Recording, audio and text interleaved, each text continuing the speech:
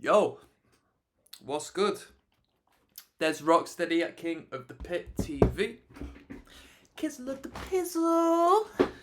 We just listened to Deicide. We listened to their second LP entitled Legion. Yes, very dark, deep, mysterious, devilish, demonic. 8 tracks on this record. Great place to start. 8 tracks. As far as the actual record length, I couldn't tell you how long the record is, but it wasn't long. It wasn't long. We're averaging around 3 minutes 15 to 3 minutes 30. General song length, I'd say maybe more so 3:30 to 3:45 actually. 8 tracks of that. Didn't overstay its welcome whatsoever, which was a very good thing. If we narrowed it down to 7 tunes, it'd probably be not enough material. If we took it to 10 tracks, it'd probably still be an alright amount of material, but 8 is definitely better. Every track is a concentrated onslaught of death metal. Okay? Very frantic at spaces, more so than their debut LP. Their debut was a little more driving and organised. This one hasn't taken a step backwards in composition, but they've emphasised a little more so on chaos, it seems. It's very more chaotic in the structure and the the instrumental ideas. Production wise, it's good. The guitars actually take the background as opposed to being at the forefront of the mix. The drumming is good. Like I said, not necessarily the tightest drumming I've heard in my life. The blasts can sort of lose their way by the end of them, and on the more frantic, spasmic bits, it's just so chaotic, verging on a punk sense. But we've left the thrash behind, aware death metal, very well death metal on this record. Bass guitar is prominent. Bass guitar gets given a great big homage in this record. And as far as the vocal is concerned, the vocal is right. The vocal doesn't need touching. The mix and the sound engineering and the vocal performance is very good. I'm a big fan of the low growl being at the forefront, whereas these dual vocals coming at time with the high just existing in the background to, emphasize on the content we're hearing in the vocal realm. I couldn't say one track was better than the other because it's all very consistent.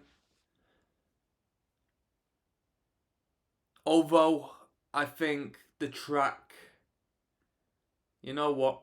I was gonna put one above the others, but in all honesty, I'm not going to because it's all very cohesive as a record. If you like what you hear at the start of the record, you're gonna enjoy what you've heard all the way through the record.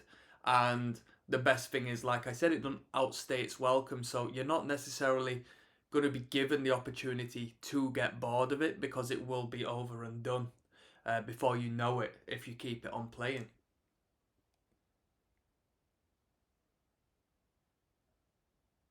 What more can I say? It's a good record, it's a consistent record. Lyrically speaking, I'm not offended by music and vibration of this nature, but there's a lot of tempting of the evil energies in this world to prove them right, and I don't think you should ever dance with the devil in that sense. It is death metal, and we talk death metal on this channel, I do understand, but Glenn Benton turned to Christianity, right? And I want to ask you, as I don't know at this moment in time, why did he choose to do that? Because this record in particular is a great example of how he's there just poking away.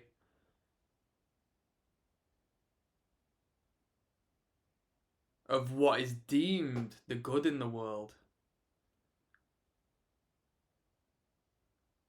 As he sides with the evil. And I've referenced it once or twice on this channel before. I've grown up with people who have taken particular pathways and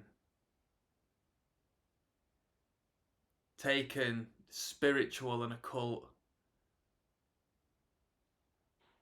direction into the realm of devilish spaces. And although you may not believe in God and you may not believe in this and that, I can tell you there are evil forces, at least on the human level on planet Earth, and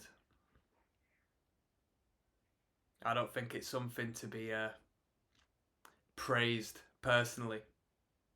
So I'm interested to know why he turned his back on this character he created during this time of his life. It's interesting. That being said, I didn't think this record was as good as the debut record. I've seen this referenced as potentially the best Deicide record. I don't think it was as good as the debut. I don't think it was as good as the self-titled. But that's my personal taste.